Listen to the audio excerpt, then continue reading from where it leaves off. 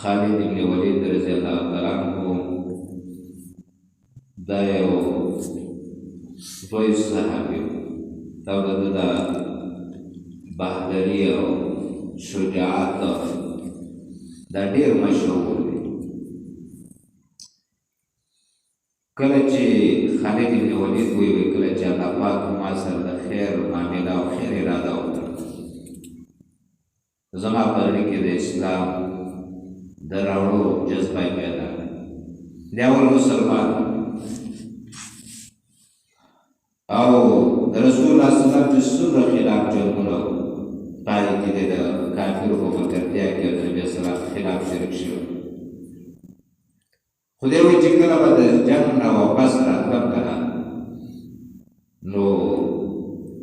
په زړه کې به مې دا غورځېده، دا وسوسې به مې غورځېدې چې زه دا ټوله منډه، دا ټول محنت، دا ټول کوشش داسې بې فایدې کوم او یقیني چې محمد رسول الله صلی الله علیه وسلم غالب کړي، دی به خامخا غالب کړي. او زما به دا سوچ وي کله چې نبي اسلام د حدیبیې دپاره روان شو نو ما د مشرکانو د سورو یو ټولګي ځان سره، د سورو یو ټولګي مې ځان سره او ووتلم. عصفان مقام کې زه د نبي اکرم صلی الله علیه وسلم د هغه ملګرو سره مخامخ شوم او زه د نبي اسلام مقابله کې ودرېدم او جنګ کول مې وکړل. نبي علیه الصلاة والسلام صحابو ته د ماسپښین لمونځ وکړو. موږ هم سوچ وکړو چې موږ د لمونځ په دوران کې به رسول الله صلی الله علیه وسلم باندې حمله وکړو. نبي علیه الصلاة والسلام د لمانځه په ټیم کې وحی ورته راغی چې کافر به دا عمل وایي. نبي علیه الصلاة والسلام په ولاړې مشهور لکه حالات د اضطرارۍ کې چې کوم لمونځ کې صلات الخوف هغې ته ویلی کېږي. وایي دې نه پس موږ دا جنګ حالات ختم شو، موږ پر نبي اسلام حمله ونه کړه او د صلح حدیبیې کې نبي علیه السلام سره صلح وشوه. نو ما ویل چې زه چېرته ولاړ شم، مسلمانان خو دا خلکو د هغوی سره روغ او جوړه وشوه نو زه به اوس کوم طرف ته ځم، که نجاشي ته ځم او په نجاشي بادشاه هلته کې یعنې حمله په رسول الله صلی الله علیه وسلم باندې کومه نو هلته خو د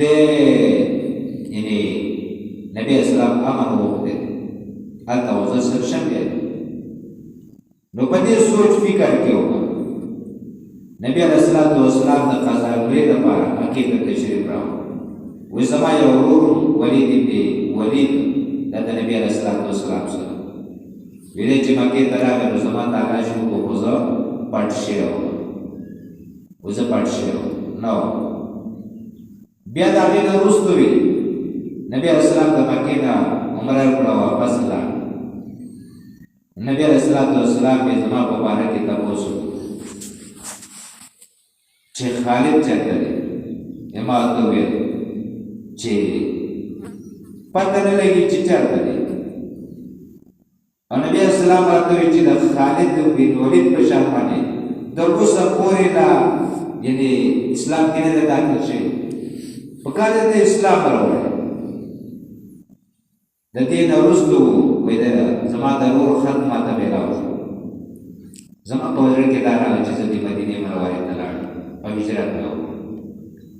مدینې منورې ته مې روان شوم، روانېدو تیاری مې وکړو. تیاری مې چې څنګه وکړو که نه نو د قحط زمانه وه، ویزه رالم او حالات ښه هم نه وو او د امیه د زوی سره میلاو شو او چې د هغه سره میلاو شو صفوان بن امیه ته ما وویل چې دغسې کار زړه کې مې راغلی چې زه په نبي اسلام باندې ایمان راوړم، ستا څه خیال دی؟ وایي ده ما ته وایي چې نه زه نه ځم. سختۍ سره انکار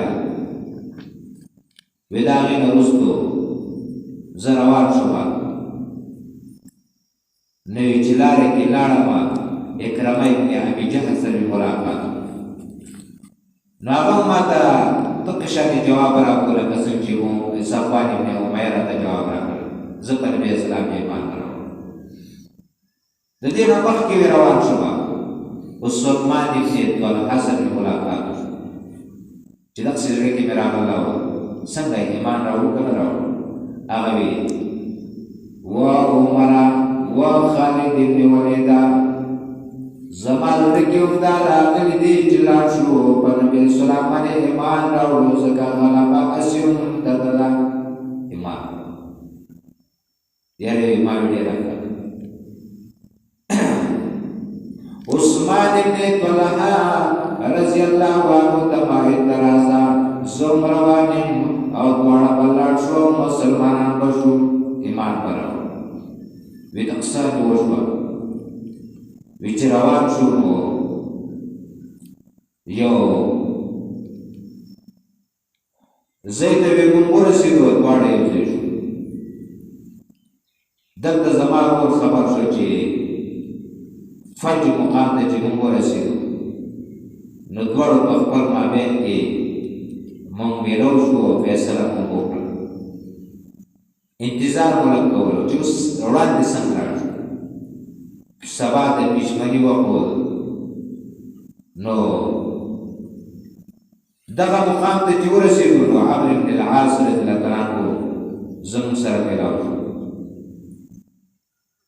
وی چېرته ځې نو موږ ته څه خبره وکړه داسې راوړه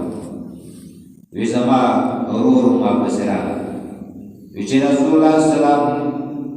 خبر شوی چې خالد ابن ولید ایمان راوړي خالد ابن ولید ایمان راوړلو را روان دی ایمان وی سوی چې لاړم جناب رسول الله سلام مې داسې ولیده نږدې نبي اسلام ته شومه نبي علیه السلام مسکی شو وی زه یې ولیدم مسکی شو زه ور نږدې ورغلم نبی علیه السلام مخ مبارک ورون شو نبی علیه السلام ته مې سلام وکړو نبی علیه السلام جواب راکړو او بیا مې وی اشهد ان لا اله الا الله واشهد ان محمد رسول الله یا بداوی انی اشهد ان لا اله الا الله وانک رسول الله یقینا صدا کوم چې دا د الله نماز سره بل څوک حاجت روا نشته او یقینا تجید رسول الله نبی د الله ادامه او چې دا مې وکړه ایمان راوړ مسلمان شو د دومره وخت وروسته بیا به نبی علیه السلام